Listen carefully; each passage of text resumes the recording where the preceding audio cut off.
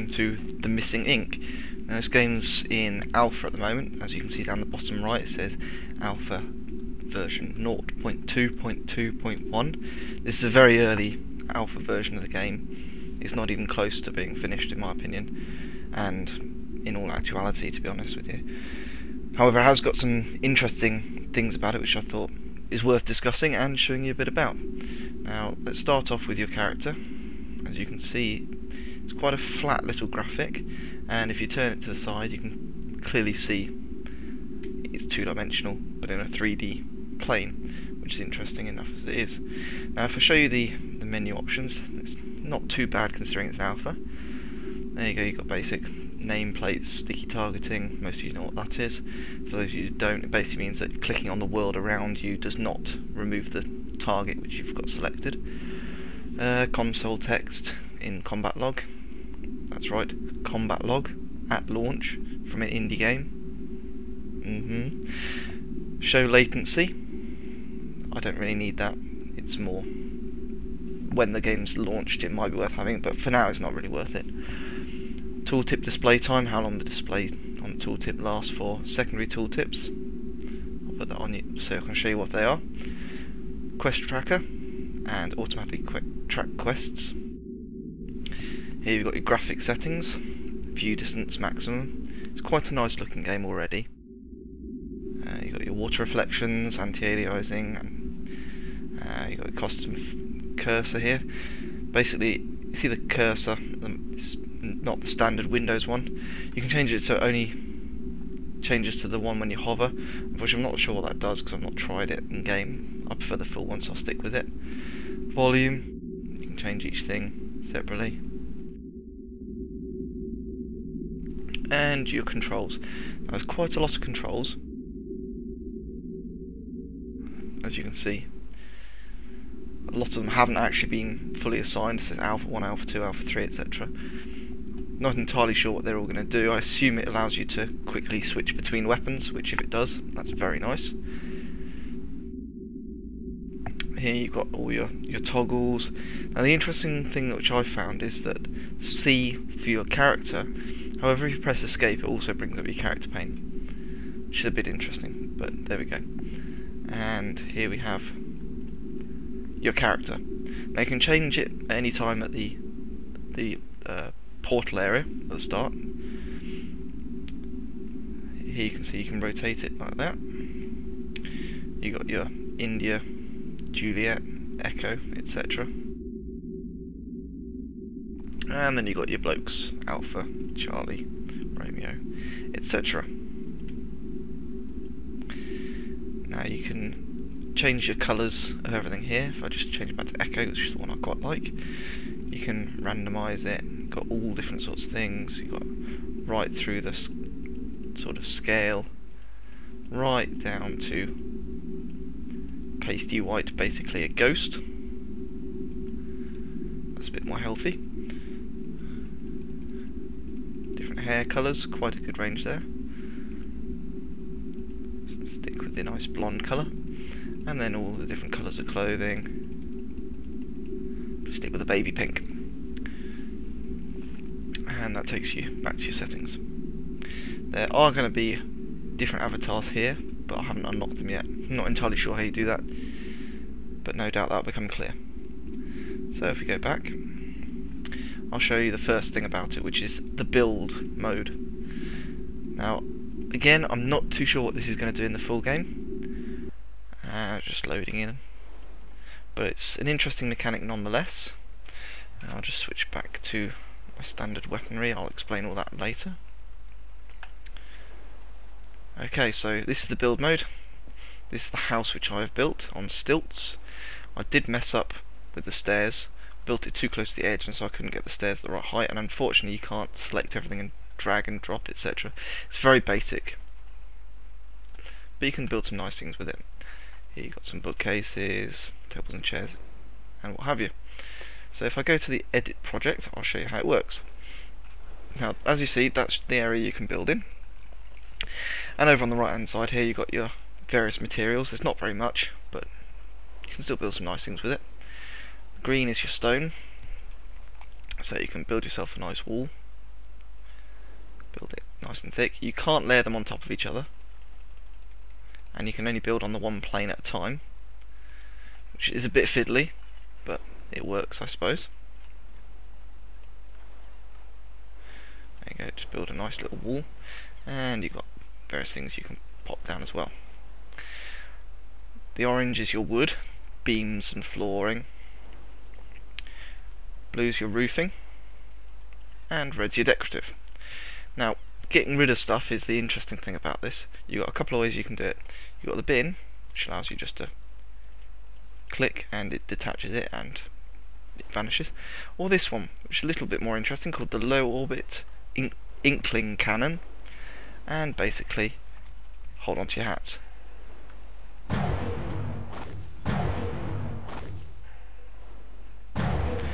Yep, it's got cannonballs with nice little faces on them.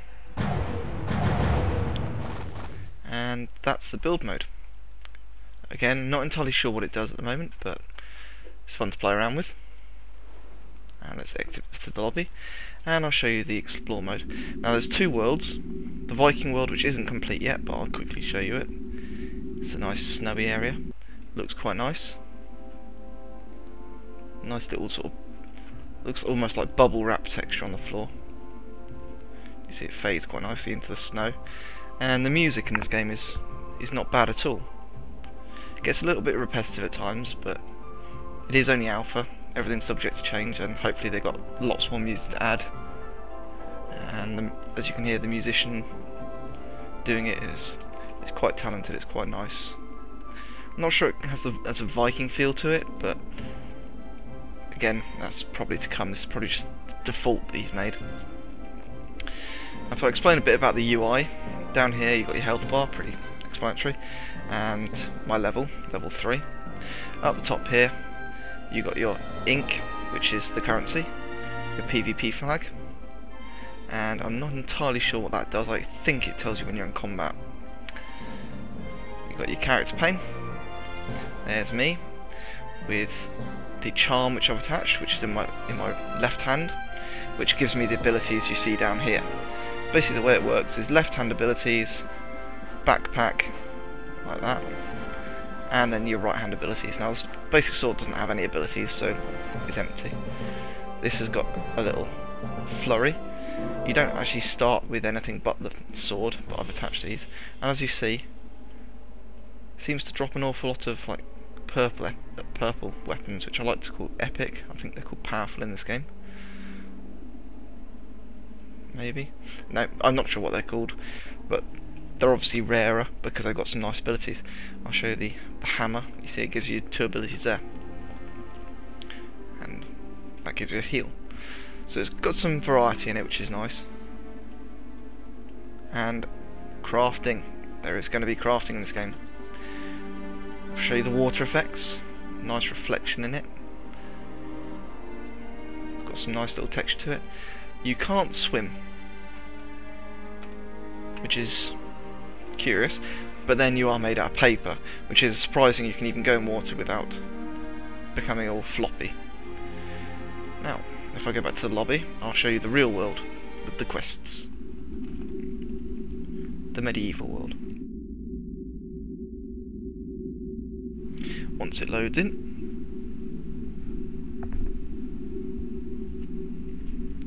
dooby-dooby-doo. Come on. Okay, it's a little bit slow that time.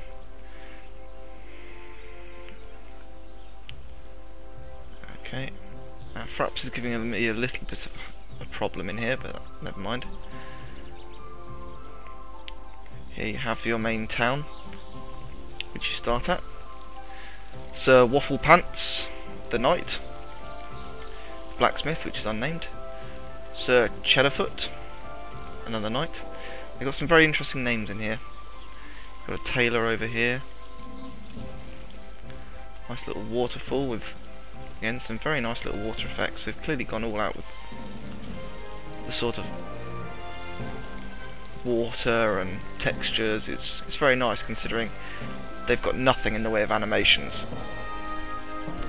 I mean, they're wobbling back and forward and moving forward. There's nothing to it. But it's interesting. if I show you some combat now, with a Stinkling. Now this combat music is infuriatingly repetitive. Every time you go into combat, it's the same tune. Down here, the little sword and shield tells you you've gone into combat, if the music wasn't enough for giveaway. And I'll show you some of these abilities.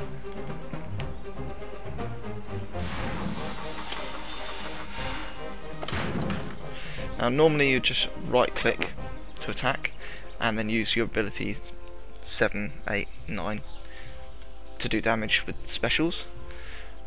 There you go.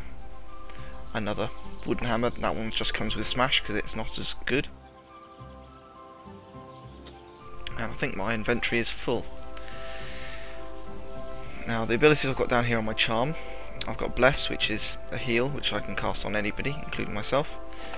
This one's the Boon of Life, which is hot basically. And here you've got a basic heal.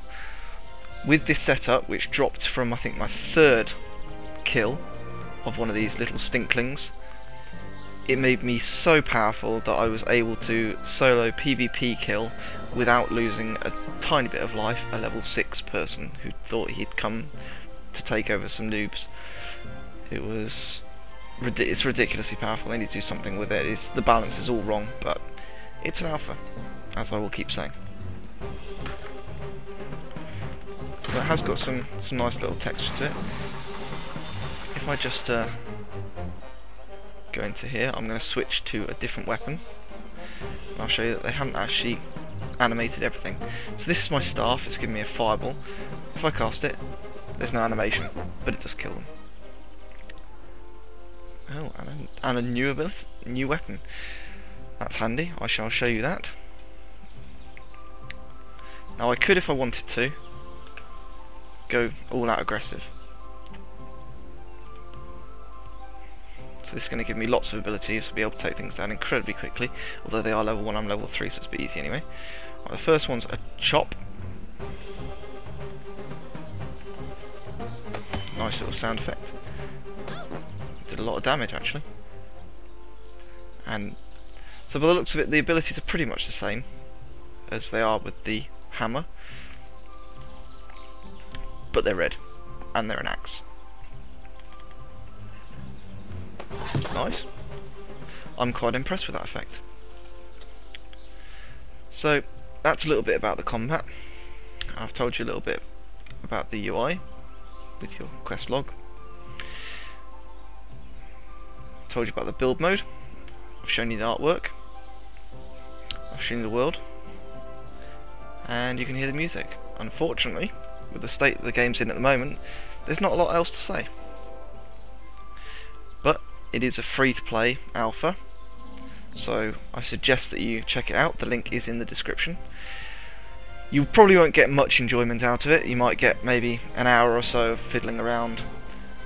Maybe if you can be bothered to wander off, you might find something else I haven't.